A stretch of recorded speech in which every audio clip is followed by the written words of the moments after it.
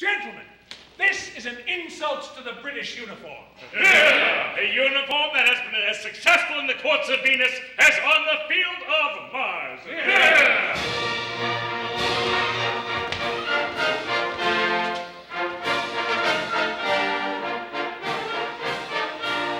When I first put this uniform on, I said as I looked in the glass, it's 1 to 1,000,000 that any civilian my figure and form will surpass. Gold lace has a charm for the fair, and a plenty of art and to spare, while a lover's professions were uttered and Hessians are eloquent everywhere. A fact which I counted upon when I first put this uniform on. By a simple coincidence you could never have counted upon. The same thing occurred to me when I first put this uniform on. I said when I first put it on, it is plain to the various dunce that every beauty will feel it a duty to yield to its glamour at once. They will see it at a regal place, in a uniform handsome and chaste. But the peripatetics of long-haired aesthetics are very much more to their taste, which I never first put this uniform on. By a simple coincidence you could never have counted upon. I didn't anticipate that when I first put this uniform on. Company, move up!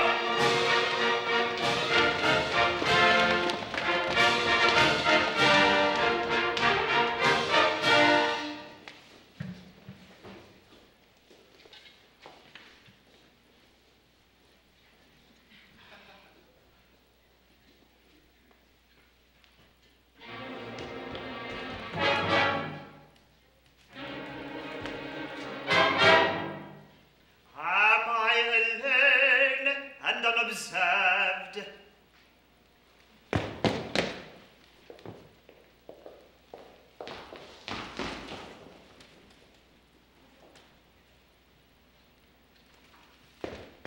I am.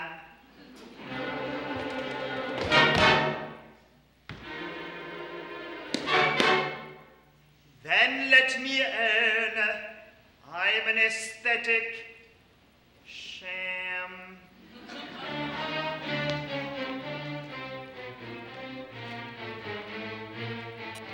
This air severe is but a mere veneer. This cynic smile is but a while of guile. This costume chaste is but good taste misplaced.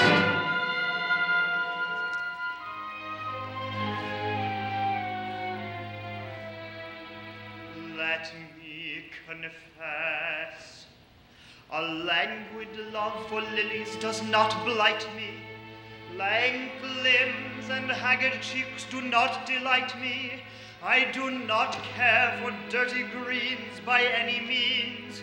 I do not long for all one sees that's Japanese. I am not fond of uttering platitudes in stained glass attitudes. In short, my medievalism's affectation, born of a morbid love of admiration.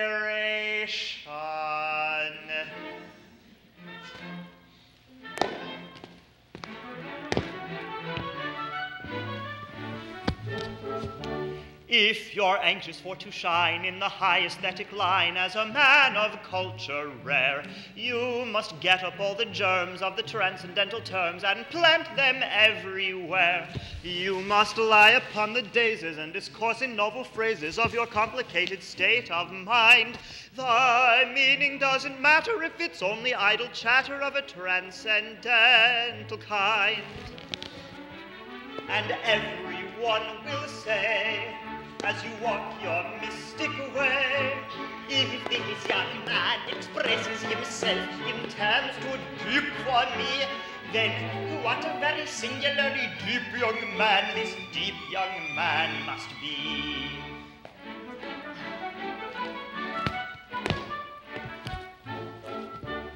Be eloquent in praise of the very dull old days which have long since passed away, and convince them, if you can, that the reign of good Queen Anne was culture's palmiest days. And, of course, you will pooh-pooh whatever's fresh and new, and declare it's crude and mean, for art stopped short in the cultivated court of the Empress Josephine. And everyone will say, as you walk your mystic way, if that's not good enough for him, which is good enough for me, then what a very cultivated kind of a youth this kind of a youth must be.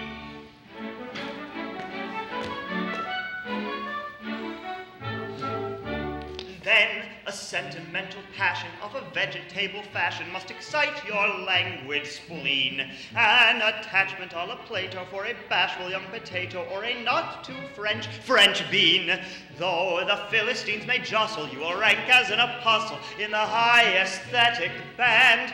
If you walk down Piccadilly with a poppy or a lily in your medieval hand. And everyone will say, as you walk your flowery way, if he's content with a vegetable love, which would certainly not suit me, then what a most particularly pure young man is pure young man.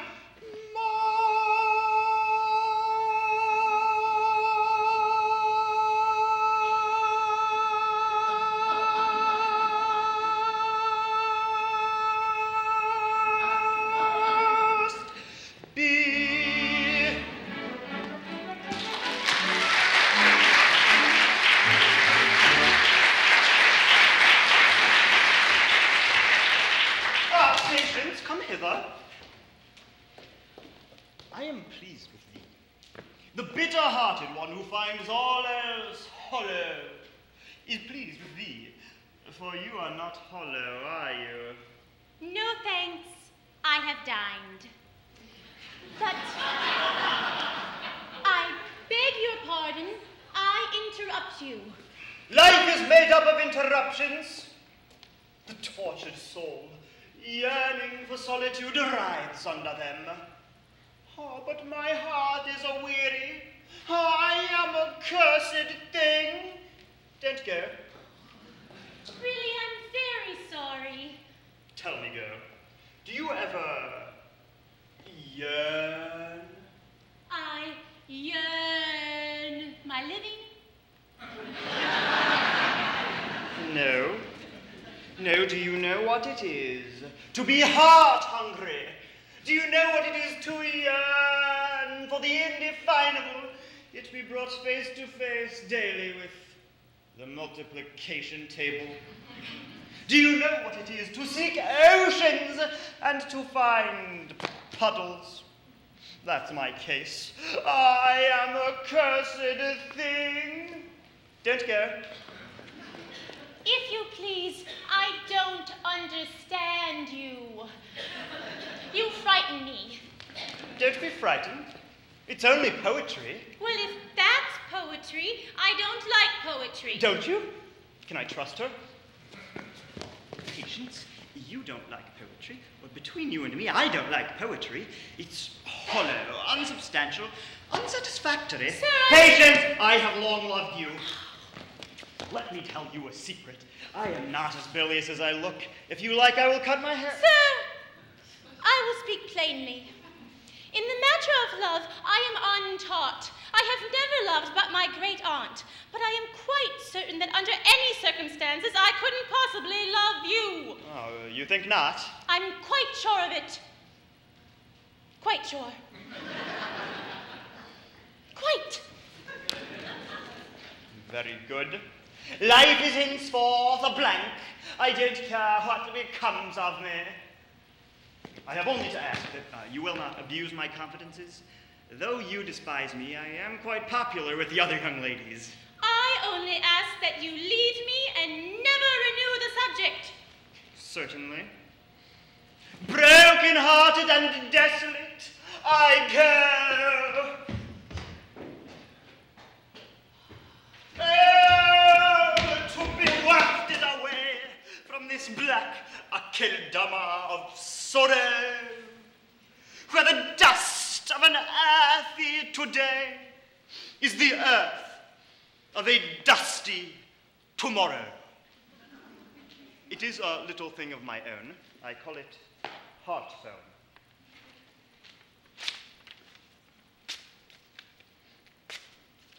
I shall not publish it. Farewell, Patience. Patience. Farewell!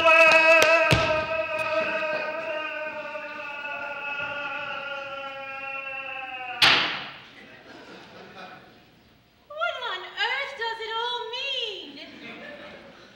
Why does he love me? Why does he expect me to love him? He's not a relation. It frightens me.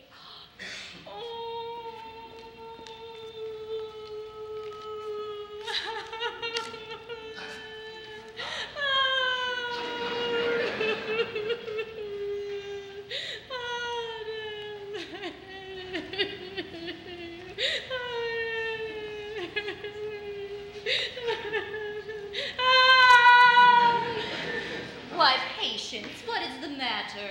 Lady Angela, tell me two things. Firstly, what on earth is this love that upsets everybody? And secondly, how is it to be distinguished from insanity? Poor blind child. Oh, forgive her Eros and golden Aphrodite. Why, love is of all passions the most essential. It is the embodiment of purity, the abstraction of refinement. It is the one unselfish emotion in this whirlpool of grasping greed. Oh, dear.